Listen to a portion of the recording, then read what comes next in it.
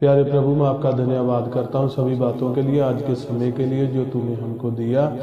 प्रभु के आपके वचन को जाने और बरकत को हासिल करें। सभी लोग प्रभु जो भी आपका कलाम सुने, एक एक को प्रभु अपनी करुणा से बड़ा हाथ बढ़ाकर बहुत बड़ी दया कर और बड़ा फजल कर। आपके बेटे प्रभु यीशु नाम का मैं वास्ता देकर मांगता हूँ, आमीन।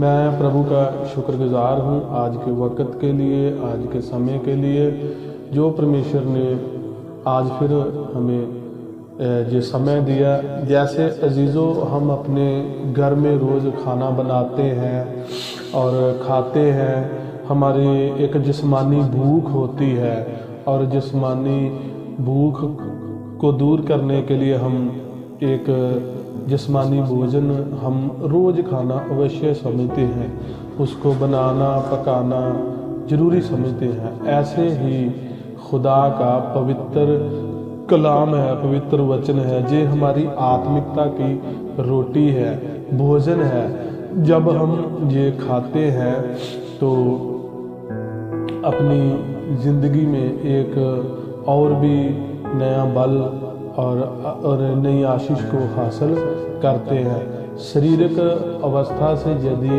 इंसान कमज़ोर हो जाए तो उसका इलाज आपके हिसाब से और मेरे अंदाजे से एक मेडिसिन है। डॉक्टर के पास जब हम जाते हैं, मेडिसिन ले आते हैं तो हमारी शारीरिक अवस्था थोड़ी ठीक हो जाती है।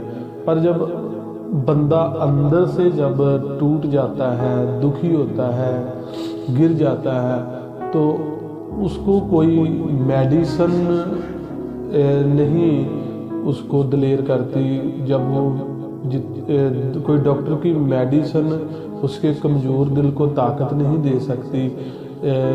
एक इंसान को अंदर से बढ़िया वो हो जाए, उसका आत्मा है जो उसमें ताकत आ जाए, दिलेरी आ जाए, उसके लिए खुदा का वचन है, जिस वचन का नाम खुदा का बेटा प्रभु यीशु मसीह है। सो आइए हम मरकुस की इंजील उसका 4 बाब उसकी जब हम 40 आयत को पढ़ते हैं, उसमें लिखा है, और उसने कहा तुम क्यों डरते हो, क्या तुम्हें अब तक विश्वास नहीं। मैं आपको बताना चाहता हूँ कि हर रोज़ की तरह एक दिन एक समय प्रभु यीशु मसीह अपने चेलों के साथ कश्ती में बैठकर झील में चले गए। और मैं आपको एक बात बताना चाहता हूँ, ध्यान से सुनना। पहली बात ये कि जब वो यीशु के साथ गए होंगे, वो जो चेले थे तो जो चेलों के घर वाले थे और अनेक लोग थे, मेरे हिसाब से वो बहुत बातें करते होंगे कि ये तो ऐसे ही था, इसके साथ चले गए, ये तो ऐसे ही था, ये इसके साथ जा रहे हैं, ये तो ऐसे वैसे हैं, इसके साथ क्यों जा रहे हैं। और दूसरी बात, जब तक वो किश्ती में यीशु और चेले उसके दिखते होंगे लोगों को और लोग देखते रहे होंगे, और जब वो दिखना बंद हो गए होंगे और भी मेरा ख्याल है प्रभु को बहुत सी बातें होती होगी। और आज भी जब हम प्रभु की संगति में, प्रभु की हजूरी में, प्रभु के दास लोगों के संग जाते हैं, संगत करते हैं, आते हैं, तो बहुत से लोग पहले बहुत हम यूँ कह सकते हैं कि कई लोग हैं जो बहुत बुरा सोचकर प्रभु के लोगों को बहुत, जो जिन शब्दों को मैं बोलकर बता भी नहीं सकता, मेरी तो सोच में भी नहीं है वो शब्द, पर बहुत गंदे गंदे लफ्ज़ प्रभु के लोगों के लिए भी पहले इस्तेमाल करते हैं, बोलते हैं, फिर उन लोगों के लिए भी करते हैं जो प्रभु के लोगों के साथ रहते हैं। और फिर मैं आपको एक बात और बतानी चाहता हूँ, और जब वो किश्ती में बैठकर प्रभु के साथ गए तो उसमें एक तूफान आया, तूफान आ गया। जब आप निरंतर प्रभु से संगति बनाए रखते हो, प्रभु के दास लोगों की खिदमत में लगे रहते हो, उनके लिए सोचते हो, खिदमत के कामों में आगे बढ़ते हो, प्रभु के लोगों के साथ समय बिताते हो, मेरी खिदमत में जितना भी ज़्यादा समय जिन जिन प्रभु के लोगों ने ज़्यादा व्यतीत किया मेरे साथ खिदमत में, उनमें कुछ हैं जिन्होंने ठीक तरीके से हर बात को समझा, जाना, प्रभु ने उनको बहुत बढ़ाया, बहुत बरकत दी। मेरे पास जो टेस्टमनियाँ भी है, जो वो है, गवाहियाँ भी है, वो बहुत सी, पर ये समय नहीं है आपको बताने का कि वो कौन कौन लोग थे, पर उन्होंने जितना ज़्यादा समय सेवा में प्रभु के इस नचीज दास के साथ जितने जितने घंटे व्यतीत किए, जितना भी वक्त व्यतीत किया, उनको प्रभु ने बहुत बढ़ाया। कुछ लोग हैं जिनको प्रभु ने बहुत ज़्यादा बरकत दी। सो मैं आपको बताना चाहता हूँ, जब हम निरंतर प्रभु के दासों के साथ संगति, प्रभु की हजूरी में संगति, प्रभु के भवन में, भवन के कामों में, संगति के कामों में जैसे जैसे हम बढ़ते हैं, एक बात याद रखना कि प्रभु के साथ होने का, हमारे साथ होने का पहला चिन्ह और सबूत है, जहाँ यीशु है वहाँ तूफान आएंगे, वहाँ बहुत से ज़लज़ले हैं जो वो उनका हमको सामना करना पड़ेगा। और दूसरी बात मैं आपको और बताना चाहता हूँ कि जब बहुत बड़ी आंधी आ गई तो तूफान आ गया, और प्रभु यीशु, मैं और भी आपको बताना चाहता हूँ कि प्रभु यीशु को क्या मालूम नहीं था कि तूफान आया? क्या प्रभु यीशु नहीं जानते थे कि किश्ती पानी में डूबे जा रही है और जो पानी से बढ़ती जा रही है? अजीजों, ये बात याद रखना, जो सच्चे मसीह होते हैं वो कभी डरते नहीं हैं। जो सच्चे मसीह होते हैं किसी भी बीमारी, आफत, परेशानी से वो कभी भी भागते नहीं हैं, डरते नहीं हैं, कमजोर नहीं होते, वो बेदिल नहीं होते, क्योंकि उनको मालूम है जो मेरे अंदर है, इन तूफानों से, इन आंधियों से, इन जलजलों से वो बड़ा है। प्रभु यीशु सब कुछ जानते थे, वो सोए हुए थे। और चेले क्यों घबरा गए? चेला तो चेला ही है, वो अभी पूरे मसीह नहीं थे। शायद वो पूरा मसीह को जानने में अभी उन्होंने अपना जीवन नहीं व्यतीत किया था। वो चेले थे और प्रभु यीशु से सीख रहे थे, प्रभु यीशु के साथ समय को व्यतीत कर रहे थे। पर यहाँ पर एक बात और भी अच्छी है कि जब तूफान आया तो वो गए किसके पास? प्रभु यीशु के पास। आज हमारी जब हमारी ज़िंदगी में तूफान आते हैं, आंधियाँ आती हैं, प्रभु में चलकर उसके साथ जब हम संगति अपने जीवन को निरंतर बनाए रखते हैं, संगति को निरंतर लगातार बनाए रखते हैं, दुआ में बढ़ते हैं, संगति में बढ़ते हैं, प्रभु की हजूरी में बढ़ते हैं, तो जब तूफान आते हैं ना, तूफान, मैं आपको पहले एक बात बता चुका हूँ कि तूफान आने का सबूत यही है कि प्रभु यीशु हमारे साथ है। हालेलुया।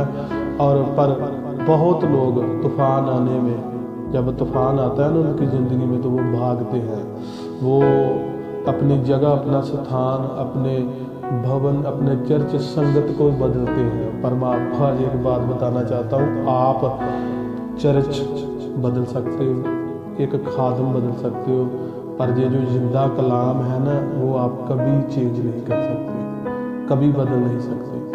जब जितनी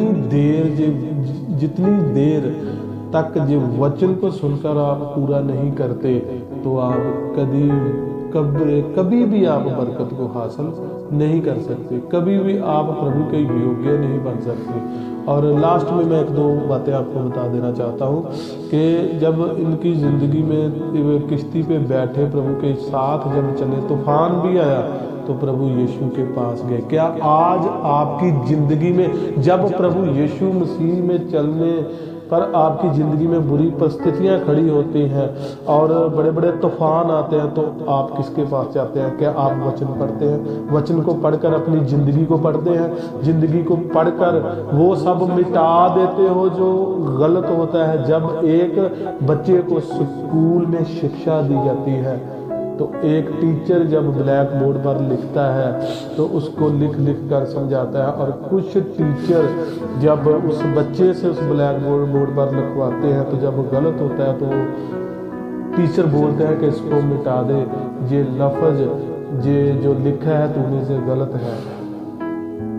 प्रभु का आत्मा, प्रभु का वचन, ये हमारे गुरु हैं, हमारे टीचर हैं। जब आप बाइबल पढ़ते हो तो अपनी ज़िंदगी को जब पढ़ते हो, जो गलत होता है उसको ख़त्म करते हो। जो आपकी ज़िंदगी के अंदर गलत चल रहा है, गलत आ रहा है, क्या आप उसको मिटाते हो? जब आप मिटाते नहीं ना, जब आप उसको ख़त्म नहीं करते, चाहे वो किसी के प्रति नफरत हो, वैर हो, विरोधता हो, क्योंकि प्रभु यीशु मसीह ने तो कहा तेरे लाल किरम चीजें गुनाह क्यों भी ना हो, मैं तुम्हें वो भी माफ करूंगा। जो माफ करेगा वो ही माफ किया जाएगा। और मैं आपको यहाँ फिर बता देना चाहता हूँ, क्या आप अपने अंदर से ये सभी बातें मिटा देते हैं? कलाम को पढ़कर अपनी जिंदगी को पढ़ते हो? जो इसमें ठीक नहीं है उसको मिटाते हो? यदि नहीं मिटाते तो आप इधर उधर दौड़ते हो। जितना आप इधर उधर भागते हो, जैसे मकड़ी, मैं कैसे समझा सकता हूँ आपको, ये कभी कभी छतों के ऊपर जो निक्की वाइट वाइट सफ़ेद सफ़ेद जैसी तारे होती है ना, मेरा ख्याल उसको मकड़ी बोलते हैं। वो निक्की निक्की तारे बनाती है, वो कितना वो गोल गोल जब बना देती है तो कभी ध्यान से देखना, कुछ वक्त के लिए, कुछ दिन तक जब वो बनाती रहती तो एक वक्त आता उसको उससे बाहर निकलने का कोई स्थान नहीं जब मिलता तो वो खुद उसमें आकर मर जाती है। ऐसे ही एक विश्वासी की जिंदगी है। एक मैं ईमानदार नहीं बोलूँगा, विश्वासी नहीं बोलूँगा, एक प्रभु में चलने वाले की, जो अपनी मर्जी से चलते हैं, उनकी ज़िंदगी है।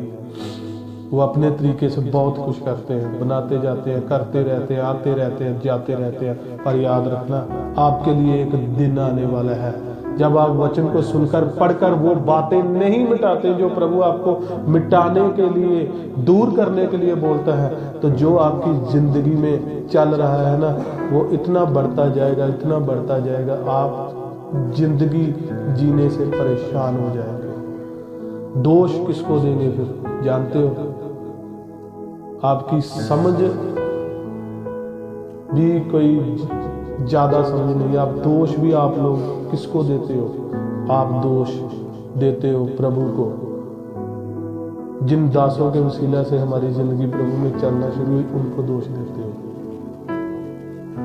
प्रभु को बहुत बड़े बड़े दोष देते हो। पर मैं आपको एक बात बताना चाहता हूँ, चेलों ने एक काम किया, जब किश्ती पानी से भरने लगी तो वो प्रभु यीशु के पास गए। प्रभु यीशु मसीह उठे और उन्होंने तूफान को डांट दिया।